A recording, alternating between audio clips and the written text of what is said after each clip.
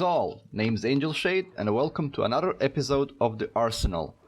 We start our trip through the guns of Call of Duty 4 with a close look at the grenades and sidearms in it. We start off with grenades, everyone's favorite explosive device. Dozens of these balls of fun will be used in every match, and here's all you need to know about them. In COD 4 they are divided into lethal frag grenades and tactical, stun, flash and smoke grenades. Because of the newly introduced perks system, the number of grenades you carry can be modified. By default, you always spawn with one frag and one tactical grenade. By use of perks, you can increase the number of either of them to 3. The only lethal grenade in COD 4 is the M67 fragmentation or frag grenade. In real life, this is probably one of the most common grenades in use around the world. It was developed in the United States in the 1950s and has been in service since 1967. It has been upgraded and used consistently to this day by at least 6 countries. In COD 4 these toys are more flexible than ever. They're more powerful than in previous games and are finally properly affected by physics, meaning they will roll and bounce off surfaces. Both of this you can use to your advantage to get them into corners and rooms by bouncing them off edges. You can also cook them, and with some practice you can make the grenade explode in the opponent's face and prevent the enemy to throw them back at you.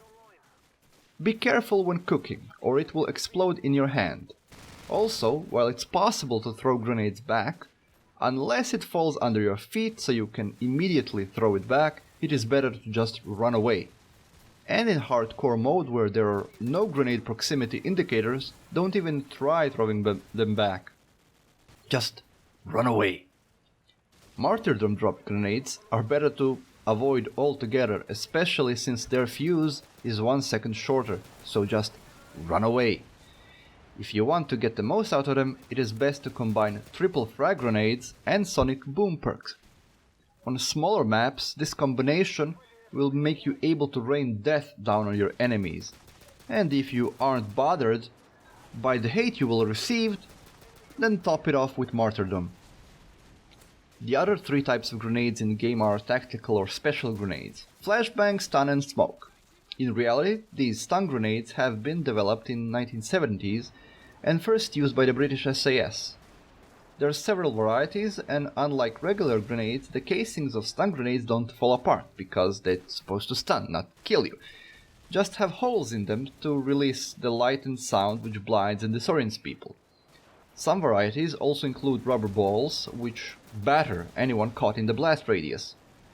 It is my guess that the stun grenades in COD 4 refer to these ball types, which would make sense considering how movement is hampered when caught in its blast.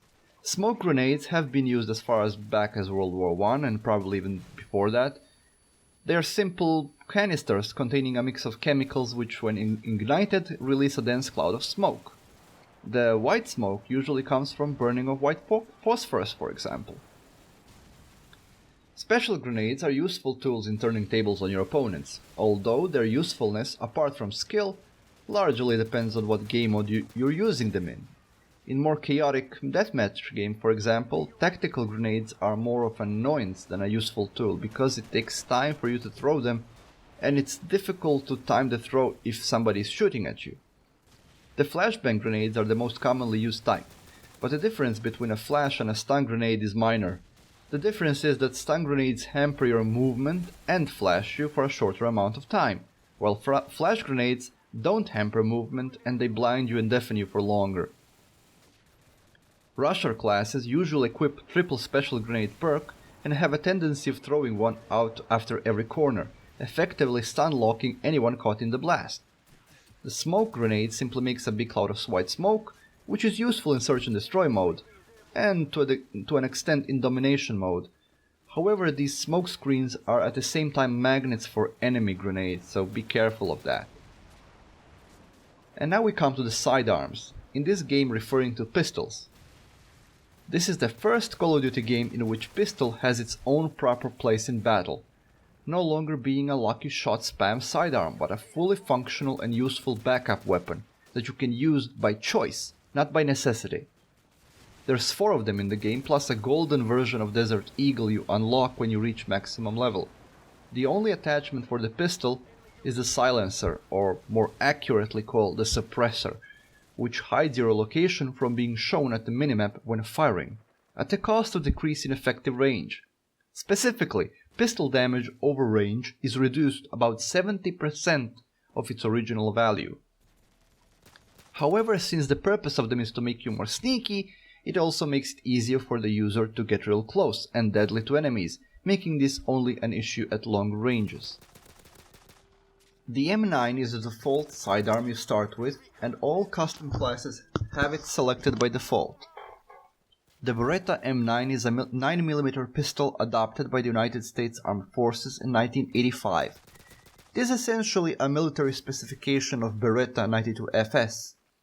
The M9 won a competition in the 1980s to replace the M1911A1 as the primary sidearm of the US military, beating many other contenders and only narrowly defeating the SIG P226 for cost reasons.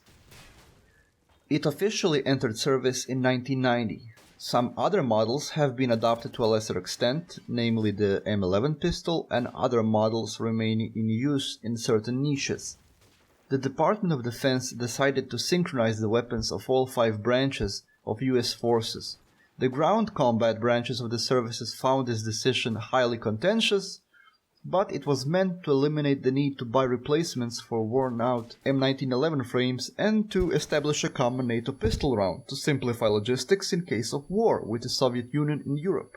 The Beretta 92F survived exposure to temperatures from -40 to 60 degrees Celsius, being soaked in salt water, being dropped repeatedly on concrete, and being buried in sand, mud, and snow.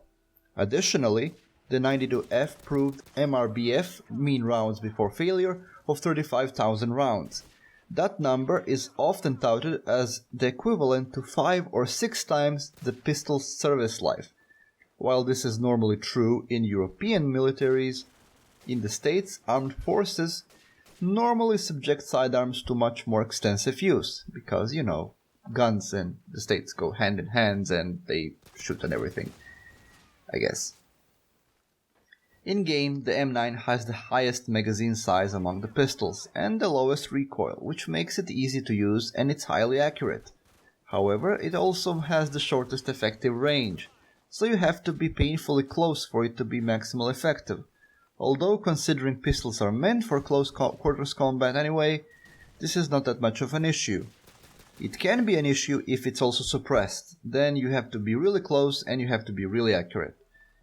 It's also got more accuracy when fired from the hip, which is good. It also shares its ammunition with the 9mm submachine guns, namely the MP5 and the Mini Uzi. Of all the handguns, the M9 is the best suited for rusher classes due to its hip-fire accuracy. Next we have the USP.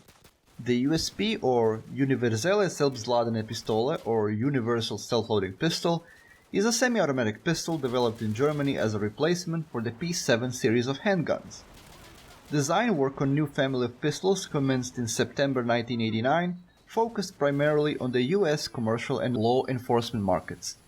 USP prototypes participated in rigorous testing alongside HAKA's entry in the Offensive Handgun Weapon System program requested by the US Special Operations Command, and which would later result in Mark 23 Mod 0. The USP prototypes were then refined in 1992 based on input from the OHWS trials, and the design was finalized in December of the same year. The USP was formally introduced in January 1993. In-game, the USP is frequently used in multiplayer, and it is personally my favorite pistol. It has good effective range and is second only to Desert Eagle in terms of damage, and it has more rounds in the magazine than the M1911 and the Desert Eagle. However, it also has more recoil and is less accurate off the hip. It is also the pistol that was used by Solid Snake in Metal Gear Solid 1 and 2, as an interesting side note. The third pistol you get is the familiar Colt M1911. While this is a later model of it, it is still the same gun present in the older COD games, so I won't go into the history of this pistol again. If you're interested, go back to my Call of Duty 1 Arsenal videos talking about sidearms from it. In COD 4, this pistol is finally properly useful, and quite enjoyable to use as well. It's very similar to the USP, but it has a smaller magazine capacity, with 8 rounds where the USP has 12. It however has less muzzle climb than the USP, and it has better hipfire accuracy, making the gun quite effective while used on the move. Like other pistols, apart from Desert Eagle, it can be suppressed for those times you wish to be a sneaky bastard. And the last of the handguns at your disposal is an icon of popular culture, and one with which I always had an issue with. The Desert Eagle. In real life, the IMI Desert Eagle is a semi-automatic handgun notable for chambering the largest centerfire cartridge of any magazine-fed self-loading pistol. It has a unique design with a triangular barrel and a large muzzle. Magnum Research Incorporated, or MRI, is the most recent company to design and develop the Desert Eagle, having done so for more than 25 years. The design was refined and the actual pistols were manufactured by Israel Military Industries until 1995, when MRI shifted the manufacturing contract to Seiko Defense in Seiko, Maine. In 1998, MRI moved manufacturing back to IMI, which later reorganized under the name Israel Weapon Industries. Since 2009, the Desert Eagle pistol has been produced in the United States. The Desert Eagle has been featured in roughly 500 motion pictures and TV films, along with several video games, especially the Resident Evil series, Counter-Strike series, Grand Theft Auto series, Tomb Raider series, Far Cry series, Left 4 Dead series, and of course the Call of Duty series, making it well known in popular culture. However, it has, in real life, never been issued as a military sidearm. The Desert Eagle is not and has not and will never be issued to any army unit, nor would any soldier sane enough ever want one on the battlefield. Eagle is heavy, it's bulky, it uses a very specific type of ammunition, it produces a metric fuckton of recoil, it cannot be fired fast accurately, and only holds 7 rounds of ammunition in its clip. A military sidearm needs to be compact, easy to use, practical, accurate, and as much as possible economic to maintain and feed. Desert Eagle, while an extremely powerful pistol, is none of that. Desert Eagle is for target practice and for hunting, not military operations, and anyone that tells you different doesn't have a clue what the hell they're talking about or what a handgun needs to be in order to be effective for military use. In game, however, there is no place for reality, and so in COD 4 the Deagle is extremely fun to use. You'll wait for a good deal to use it, since it's only unlocked at level 43, but once you have it, you'll have a great friend for those close encounters. However, as the game tries to be realistic to a point, some of the real-world shortcomings of the Deagle are present in the game as well. While the gun is accurate, it has tremendous recoil, and firing it fast will only make you shoot at the birds or taking out helicopters. Since Deagle kills in 2 shots, it's better to aim calmly and only fire in a mad panic when somebody comes at you screaming. Also keep in mind Deagle only has 7 shots before reloading, so abandon the playstyle of the M9 or USP. Otherwise you'll often hear the click sound associated with the curse of having run out of ammunition. Also, Deagle has excellent hipfire accuracy, but still keep in mind fast firing will ruin it. And Deagle is the only pistol which cannot fit a suppressor, so you can't be a sneaky bastard with it. When you reach maximum level, you unlock a gold version of the Deagle, which is identical in every aspect other than the appearance to the normal Deagle. It's just a shiny Deagle, that's all. And with that, we have covered all of the grenades and sidearms of the Call of Duty 4. Thank you all for watching, and until the next video.